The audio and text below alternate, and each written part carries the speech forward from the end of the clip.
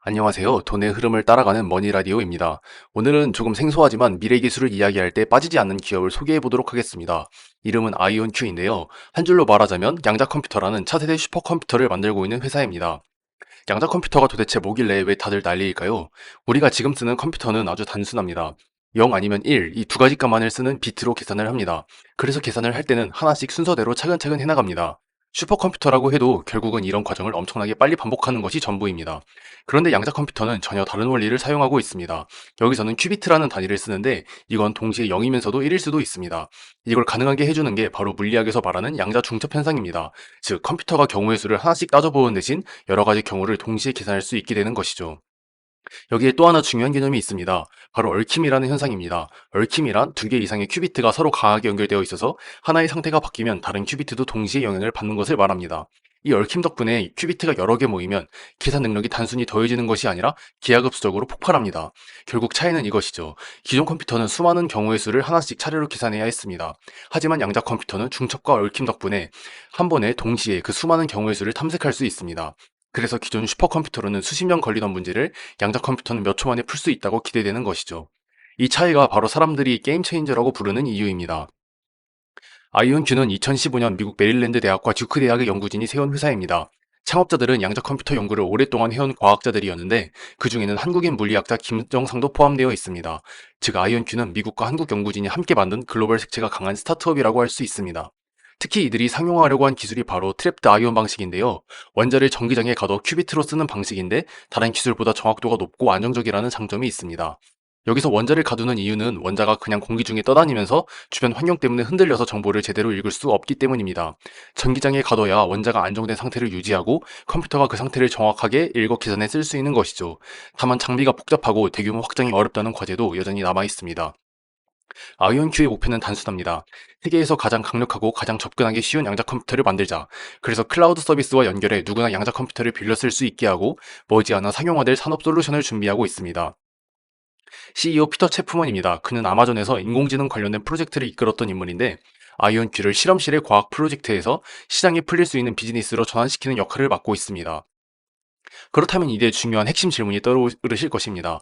이 회사는 도대체 돈을 어떻게 버는 것일까? 아이온큐의 주력 모델은 양자 컴퓨터 클라우드 서비스입니다. 쉽게 말해 아마존 AWS, 마이크로소프트 애저, 구글 클라우드 같은 플랫폼을 통해 양자 컴퓨터 연산을 필요한 기업과 연구자들에게 빌려 쓰는 방식입니다. 즉, 양자 컴퓨터를 직접 사서 쓰는 게 아니라 빌려 쓰는 구조라고 보시면 됩니다. 이 방식은 초기에 장비 구축 비용이 크지만 안정적으로 파트너사와의 연결되면 반복적인 사용료가 발생하기 때문에 장기적 성장 가능성이 있습니다. 또 하나는 정부와 연구기관 계약입니다. 미국 정부, 국방 관련 기관, 대학 연구실 등에서 신약, 신소재, 보안 알고리즘 연구를 할 때 아이온큐의 양자 기술을 활용하고 계약을 맺습니다. 이런 프로젝트성 매출은 아직은 규모가 작지만 신뢰도를 높이는 효과가 크죠. 그렇다면 아이온큐의 경쟁자는 누구일까요? 대표적으로 경쟁자로서는 IBM, 구글, 리게티, D-Wave가 있습니다. IBM과 구글은 돈도 많고 사람도 많습니다. 그래서 양자전쟁의 공룡이라고 불릴 만큼 거대한 프로젝트를 밀어붙이고 있습니다. 리게티는 작은 회사이지만 클라우드 기반 양자 서비스에서 직접적으로 아이온큐와 부딪히는 상대입니다. 그리고 D-Wave는 조금 독특한데요. 이 회사는 양자 어닐링이라는 방식을 택했거든요. 양자 어닐링은 마치 미로 속에서 가장 빠른 길을 찾아내는 안내자와 같은 기술입니다. 물류 경로, 생산 일정, 투자 포트폴리오처럼 수많은 경우의 수 중에서 최적의 조합을 고르는 문제에 특화되어 있습니다. 다만 모든 기산에 다 쓸 수 있는 건 아니어서 범용보다는 특정 분야에 강한 기술이라고 보시면 좋습니다. 그럼 아이온키와 리게티의 차이는 무엇일까요? 리게티는 초전도 큐비트라는 방식을 쓰고 있습니다. 제작이 쉽고 빠르게 큐비트를 늘릴 수 있지만 오류율이 높아서 계산 결과가 흔들릴 수밖에 없습니다. 반대로 아이온큐는 트랩드 아이온 방식을 사용하고 있습니다. 확장은 느리지만 한번 계산을 하면 결과가 안정적이고 신뢰도가 높습니다. 쉽게 말해 리게티는 양은 많지만 질이 들쭉날쭉이고 아이온큐는 양은 적어도 한 방 한 방이 정확한 스나이퍼에 가깝습니다. IBM과 구글은 이미 수백 개의 큐비트를 구현했다고 자랑합니다. 하지만 규모가 커질수록 계산 오류를 줄이는 게 더 어려워지고 그래서 지금은 오류 보정이 가장 큰 숙제입니다. 결국 현재 판도를 요약해보자면 IBM과 구글은 덩치로 밀어붙이고 아이온큐는 정확도로 차별화하고 있는 셈이죠. 양자 컴퓨터 산업은 말 그대로 중세시대의 거대한 성벽 같은 곳입니다. 그냥 지나가려는 사람은 절대 넘을 수 없고 특별한 무기와 준비가 있어야만 합니다. 첫째는 지식의 벽입니다. 양자역학, 원자물리학, 광학 같은 난해한 광학 지식이 성벽처럼 가로막고 있습니다. 이건 몇 년 공부한다고 되는 게 아니라 평생을 연구해온 과학자들만이 넘을 수 있는 벽입니다. 둘째는 장비의 성문입니다. 트랩드 아이온 방식을 쓰려면 원자를 가두고 레이저로 다루는 장치가 필요합니다. 진공장치, 정밀 레이저, 극저온 장비 같은 초고가 시스템이 성문처럼 버티고 있습니다. 이걸 갖추지 못하면 안으로 들어가는 문조차 열 수 없습니다. 셋째는 자금이 해저입니다. 연구비와 장비 유지비가 엄청나다 보니 이 해자를 건너려면 투자라는 다리가 필요합니다. 수년간 매출이 나오지 않아도 버틸 수 있는 자본력이 없으면 성에 들어가기도 전에 이미 그 해자에 빠져버리는 것이죠. 결국 이 세 가지 지식, 장비, 자금이라는 성벽과 해자를 동시에 넘을 수 있어야만 이 산업에 발을 들일 수 있습니다. 그래서 이미 성 안에서 기반을 다져놓은 아이온큐 같은 기업이 외부 경쟁자보다 훨씬 유리한 위치에 있는 것이죠. 그렇다면 이 회사 도대체 어디로 향할까요? 아이온큐의 미래 계획은 크게 세 가지로 볼 수 있습니다. 첫째는 큐비트의 확장입니다. 양자 컴퓨터 성능은 결국 큐비트가 몇 개냐, 그리고 얼마나 실수를 안 하느냐로 결정이 됩니다. 지금은 수십 개 수준이지만 이걸 수백 수천 개로 늘려 실제 산업에서 돌릴 수 있는 수준으로 가려는 것이죠. 마치 작은 가게가 점점 지점을 늘려 전국 체인으로 커지려는 그림과 비슷합니다. 둘째는 산업 적용 확대입니다. 금융에서는 초단위 리스크 계산, 제약에서는 신약 후보 물질 찾기, 물류에서는 최적 경로 계산 같은 데 쓰일 수 있습니다. 쉽게 말하자면 지금은 연구용 고급 실험기기 느낌인데 앞으로는 기업이 매일 쓰는 필수 도구가 되려는 것이죠. 연구실에서만 보던 게 현장으로 내려오는 순간 진짜 매출이 터지는 것이죠. 셋째는 클라우드 접근성 강화입니다.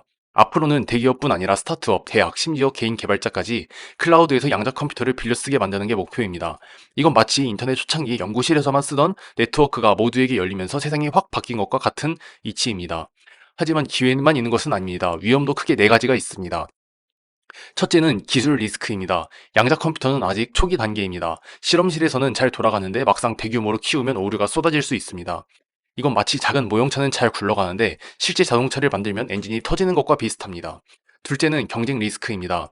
IBM, 구글 같은 거대 공룡들이 같은 시장을 노리고 있습니다. 아이온큐는 스나이퍼처럼 정확성을 무기로 삼고 있지만 과연 이 거대한 공룡들과 끝까지 싸워 살아남을 수 있을까요? 셋째는 시장 리스크인데요. 아직 양자 컴퓨터가 돈을 본격적으로 벌어주는 산업은 거의 없습니다. 그래서 지금 투자하는 건 마치 아직 문 안 연 가게에 먼저 돈을 넣는 것과 같습니다. 기대가 크지만 가게가 늦게 열거나 손님이 안 오면 주가가 크게 흔들릴 수 있습니다.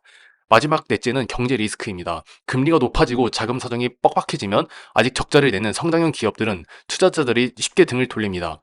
마치 은행 대출 이자가 확 올라가면 돈이 많이 필요한 스타트업이 가장 먼저 힘들어지는 것과 같은 이치입니다. 아이온큐는 말 그대로 하이리스크 하이리턴 종목입니다. 양자 컴퓨터가 진짜 세상에 뿌리 내린다면 지금의 주가는 미래 가치를 전혀 담지 못할 정도로 적은 숫자일 수도 있습니다. 반대로 기술이 더뎌지거나 IBM, 구글 같은 공룡들에 밀린다면 투자자는 큰 손실을 감수할 수도 있습니다.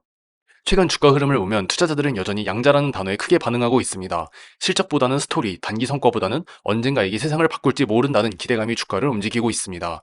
마치 과거 인터넷 초창기 아무도 비즈니스 모델을 몰랐지만 이건 뭔가 세상을 바꿀 수 있을 것 같다는 믿음 하나로 돈이 물렸던 순간을 떠올리게 합니다.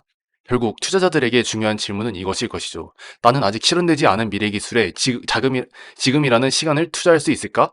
확실한 답은 없습니다. 다만 분명한 건 이런 선택의 순간들이 모여 새로운 산업의 역사를 써왔다는 사실이죠.